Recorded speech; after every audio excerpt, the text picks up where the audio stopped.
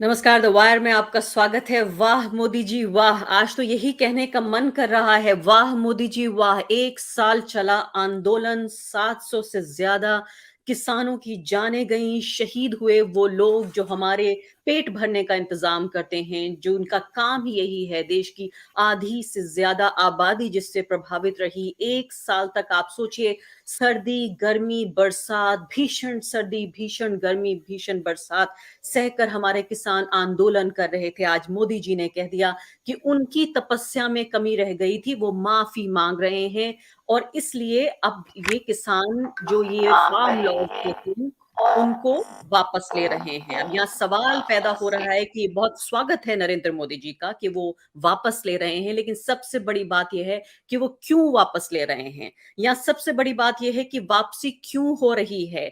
क्या 1 साल से हज़ारों, लाखों किसान और करोड़ों किसान परिवार नरेंद्र मोदी जी को नज़र नहीं आए?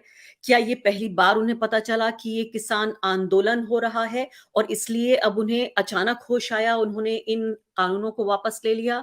किसानों की बात जब 1 साल तक नरेंद्र मोदी जी के, उनकी सरकार के, उनके मंत्रियों के, उनके अधिकारियों के आरएसएस के इन सब के कानों पर जब जूं नहीं रेंगी 1 साल तक, तो 1 साल बाद अचानक क्या हो गया?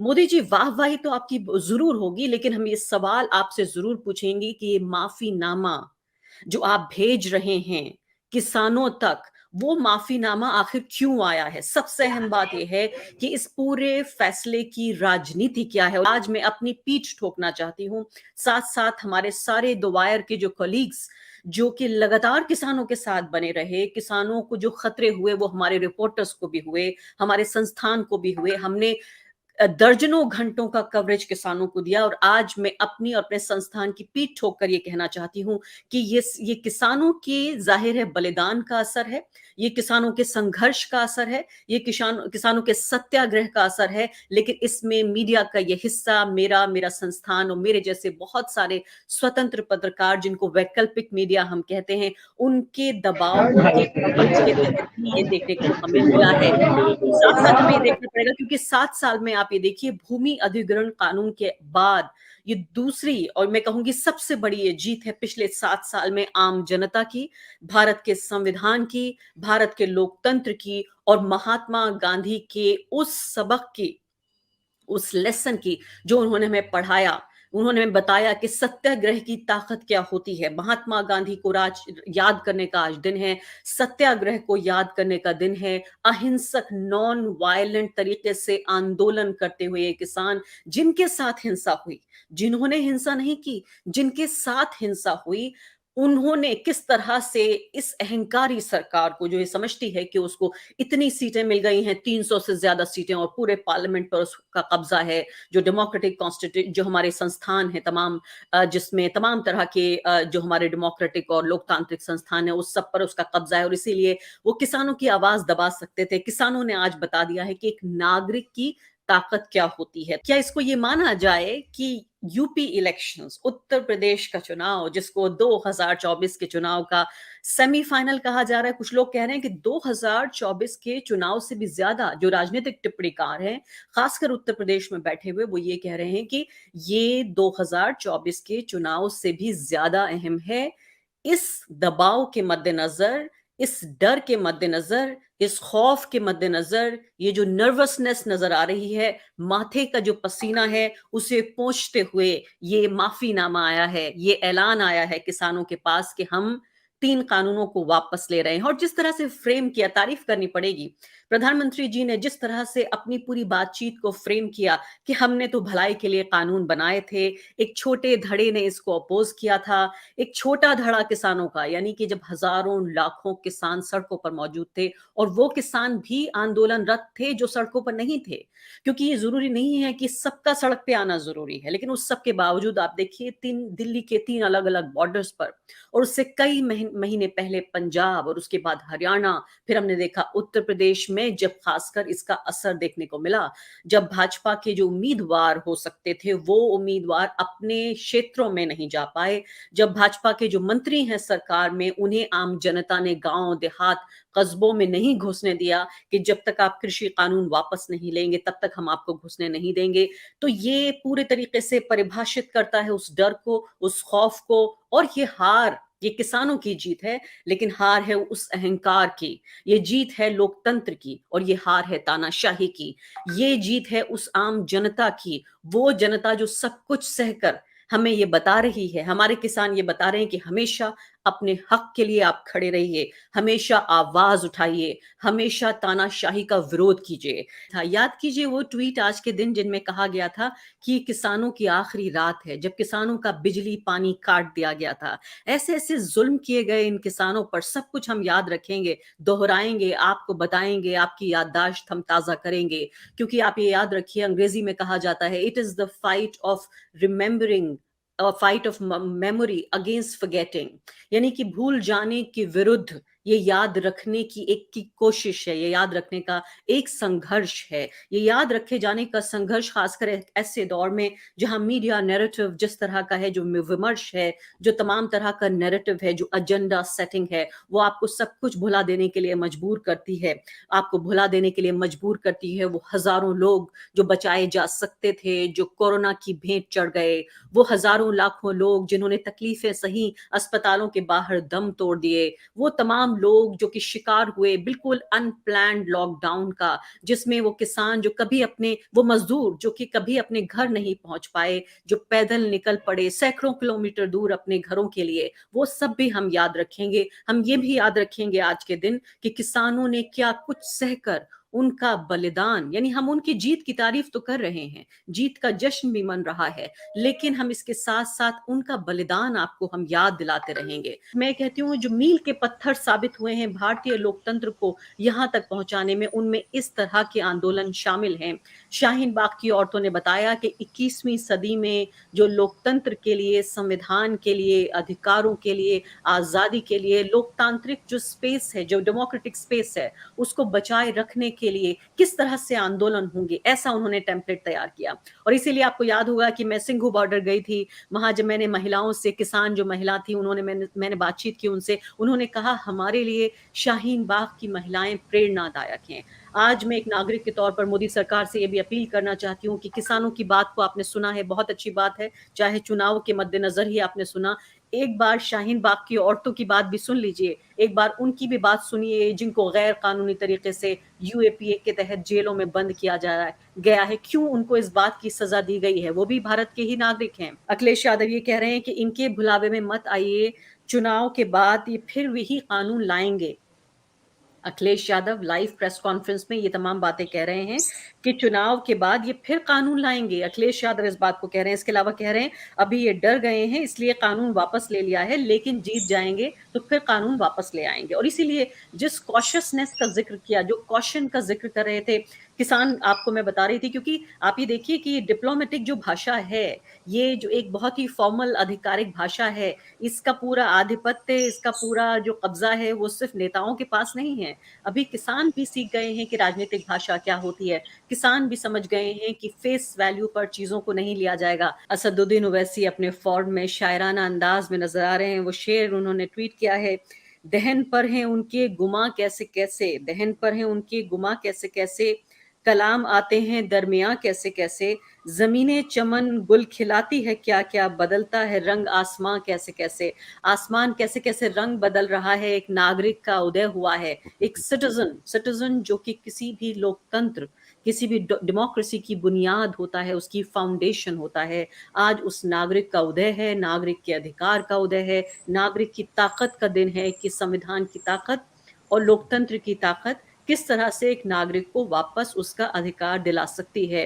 किसानों को कमोबेश ये जरूर एक तरह का आश्वासन मैं कहूंगी, या मैं कहूंगी एक तरह की समझ पैदा हो गई थी कि अगर ये फार्म लॉज, ये जो कानून है, अगर ये लागू हो गए तो रोजी रोटी का एक बड़ा संकट उनके सामने पैदा हो जाएगा, और एक तरह से एक एग्जिस्टेंशियल, एक अस्तित्व का बड़ा संकट उनके सामने पैदा हो जाएगा। और इसीलिए ये बात बार बार कही जा रही थी कि किस तरह से इन तीनों कानूनों को हटाने से, इनको वापस लेने से कम पर किसान बातचीत नहीं करेंगे। Very, very proud of what the farmers are doing, and I fully support the farmers, and I will continue to stand with them. I raised their issue in a yatra in Punjab, and we will continue to do it. Mark my words, take it from me. These laws, the government will be forced to take them back. Remember what I said. Thank you. Remember what I said, the government will be forced to take these farm laws back. आपने देखा राहुल गांधी ने 14 जनवरी को ये tweet किया था। राहुल गांधी इससे पहले भी सूट बूट की सरकार के बारे में बात कर चुके हैं। पहले भी हमने देखा कि कोरोना के मसले पर भी आप ये देखिए कि सबसे पहले जिन बड़े नेताओं में, उनमें सबसे बड़े नेता ने जो ये बात उठाई, उन नेताओं में से एक, जिसमें राहुल गांधी ने कहा कि कोरोना एक बड़ा पैंडेमिक के तौर पर, एक बड़ी महामारी के तौर पर आ रहा है, हमारी सरकार सो रही है। तब भी सरकार ने इस पर ध्यान नहीं दिया और फिर जब वाकई हालात गंभीर हो गए, उसके बाद इस तरह का फैसला उन्होंने लिया। तो इससे पहले कि अखिलेश यादव को मैं सुनवाऊं, राहुल गांधी ने आज क्या कहा है वो भी सुन लेते हैं।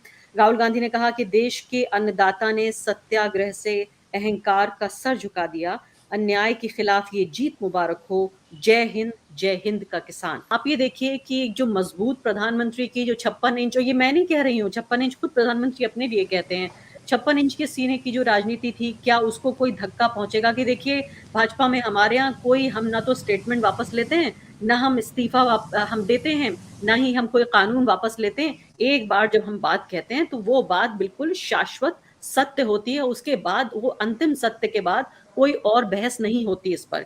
ये जितना बड़ा रोल बैक है, ये जितने ज्यादा पीछे कदम खींचे गए हैं, आप यकीन रखिए ये बात, इस बात को ध्यान से समझिए कि कोई छोटी मोटी बात नहीं है। ये एक तरह से भारत की कृषि का, भारत के समाज का, भारत के जो रोजगार के जो जरिया है, उसका जो कॉर्पोरेटाइजेशन हो रहा था भारतीय लोकतंत्र का, किसानों ने उसको रोका है। किसानों ने भारत के लोकतंत्र का कॉर्पोरेटाइजेशन, कॉर्पोरेटीकरण जो था, उसको उन्होंने रोका है। तो जो मुड़ता नहीं है, जो झुकता नहीं है, उसे टूटना पड़ता है। मोदी जी को ये बात का अंदाजा था, एक मंझे हुए राजनीतिज्ञ हैं वो। मैं जिस तरह से नरेंद्र मोदी की पॉलिटिक्स को समझा है मैंने पिछले 7 साल में, कि वो जो भी पॉलिसीज बनाते हैं, जो भी नियम कायदे कानून बनाते हैं, उनके मुंह से निकला हुआ एक एक शब्द सिर्फ वो दो चीजों को कंसिडर करते हैं। एक होता है कॉर्पोरेट इंटरेस्ट और दूसरा होता है वोट इंटरेस्ट। यानी उनके कॉर्पोरेट साथी खुश रहे, उनको वोट मिलता रहे। सिर्फ ये दो चीजों में हम नरेंद्र मोदी की पूरी पॉलिटिक्स का एक तरह से लब्बे लुबाब, उनकी पॉलिटिक्स का पूरा सार ही यही है। आज उन्होंने कॉर्पोरेट साथियों को थोड़ी देर के लिए खामोश कर दिया, थोड़ी देर के लिए उन्हें नाराज कर दिया, लेकिन उनकी नजर जो थी वो वोटों पर थी। उनको पता था कि कॉर्पोरेट भी तभी तक साथ रहेगा जब तक वोट साथ है। अगर वो प्रधानमंत्री बने रहेंगे, उत्तर प्रदेश में अगर उनकी सरकार वापस आ जाती है, तो ही कॉर्पोरेट का समर्थन उनको मिलेगा। तो एक मजे हुए नेता के तौर पर उन्होंने ये सब कुछ बर्दाश्त किया। मैं जानती हूँ जो तपस्या नरेंद्र मोदी जी कर रहे थे, जिसका वो जिक्र कर रहे थे, उन्हें बड़ी तकलीफ रही होगी पूरे 1 साल में। देखिए आप जरा उनके देखते देखते, वो कह रहे थे हमने बहुत सारी बातचीत के दौर हमने किसानों के साथ किए, किसानों का सिर्फ एक धड़ा ऐसा था जो कि इससे नाराज था, उसे हम समझाने में कामयाब नहीं रहे। उन्हीं की तपस्या थी। 1 साल से नरेंद्र मोदी जी तपस्या कर रहे थे, आप सब लोग देख नहीं पा रहे थे। कहा जाता है कि दुनिया के इतिहास में शायद ही कोई ऐसा व्यक्ति हो जो इतने मौकों पर सही साबित होता हो। गांधी की सत्याग्रह की जो थ्योरी है, दुनिया में न जाने कितनी पीएचडी उस पर लिखी गई है, कितनी थीसिस लिखी गई हैं, दर्जनों किताबें लिखी गई हैं, लेकिन मुझे लगता है सबसे कम जो रिसर्च हो रही है वो भारत में प्रैक्टिकल लेवल पे हमने देखा कि गांधी के सत्याग्रह के नियमों का पालन करके किसानों ने दिखा दिया कि सिर्फ हम एक बार आजादी की लड़ाई ही नहीं जीते, एक बार हमने सिर्फ मुल्क को आजाद नहीं कराया, बल्कि कॉरपोरेट ताकतों से और तानाशाही ताकतों से भी देश को आजाद कराने का मादा रखते हैं हमारे किसान। हम जब गांधी की बात कर रहे हैं और गोडसे की पॉलिटिक्स में जी रहे हैं, तो इस गोडसे की पॉलिटिक्स और गोडसे के जो जो एक तरह से फैन बॉयज और फैन गर्ल्स हैं, उन सब के बीच में गांधी की राजनीति कैसे कामयाब हुई, कैसे ये जो एंटीथीसिस है ये कैसे प्ले करता है। जब जब हमें लगता है कि भारत का लोकतंत्र मर रहा है, जब जब लगता है कि संविधान खत्म हो रहा है, कुछ नए लोग खड़े हो जाते हैं। कभी शाहीन बाग की औरतें खड़ी हो जाती हैं, कभी किसान खड़े हो जाते हैं और इस लोकतंत्र की रक्षा करते हैं। भारत की आत्मा को बचा के रखते हैं। ये हमारे लब पर हंसी है और आंख में आंसू हैं, ये खुशी के आंसू हैं। हम जानते हैं कि जो लोग लोकतंत्र के इस पूरे बचाव के लिए, जो अधिकारों के लिए, नागरिकों की आजादी के लिए, क्योंकि लोकतंत्र का नाम सिर्फ 5 साल में चुनाव करा लेना भर नहीं है, जो लोगों के साथ मिलकर लोग काम करते हैं, जो भावनात्मक रूप से, ये होता है देश प्रेम। अभी हिमांशु जी आपके सामने एक जीती जागती तस्वीर, मेरे रोंगटे खड़े हो रहे हैं उनको देखकर, उनको सुनकर, और मुश्किल हो रहा है मुझे भी अपनी भावनाओं को एक तरह से नियंत्रित कर पाना। हम याद रखना चाहते हैं, सब कुछ याद रखा जाएगा, याद रखा जाएगा उन तमाम लोगों को जिनको गैर कानूनी तरीके से, बिल्कुल शैतानी ताकतों ने यूएपीए के तहत, हमारे उन नौजवानों को जिनको इनाम मिलने चाहिए थे, उन्हें सजा दी गई है, वो जेलों में बंद हैं। उन सब लोगों को याद करने का, क्योंकि ये सिर्फ किसानों का आंदोलन नहीं है, फिर से बार बार इसको समझना पड़ेगा कि ये लोकतंत्र का, संविधान का, नागरिक अधिकारों का और लोकतंत्र के अस्तित्व का सवाल है, जिसको शाहीन बाग की महिलाओं ने सबसे पहला जो रेजिस्टेंस दिखाया और एक मॉडल तैयार किया कि 21वीं सदी में जो रेजिस्टेंस मूवमेंट्स होंगे, जो गोडसे की पॉलिटिक्स और गोडसेवादियों के दौर में जो गांधीवादी आएंगे, वो इस तरह से आंदोलन करेंगे। जाहिर है उनके लिए भी ये आसान नहीं था, किसानों के लिए भी ये आसान नहीं था। 100 दिन की जो रोशनी शाहीन बाग ने दिखाई, वो हमने देखा कि किसानों को राह दिखाने का उन्होंने काम किया। किसान आंदोलन ने 1 साल में देश को क्या क्या दिया, भारतीय लोकतंत्र को क्या दिया, इस बारे में हमारी आने वाली पीढ़ियां, हमारी मौजूदा पीढ़ियां स्कूल में, किताबों में कोर्स में पढ़ेंगी कि किसान आंदोलन ने भारत के लोकतंत्र में क्या योगदान दिया। द वायर के और वीडियोस देखने के लिए सब्सक्राइब करें और बेल आइकन पर क्लिक करें। स्वतंत्र पत्रकारिता की आर्थिक मदद करने के लिए डिस्क्रिप्शन में दिए गए लिंक पर जाएं और अपनी राशि चुनें।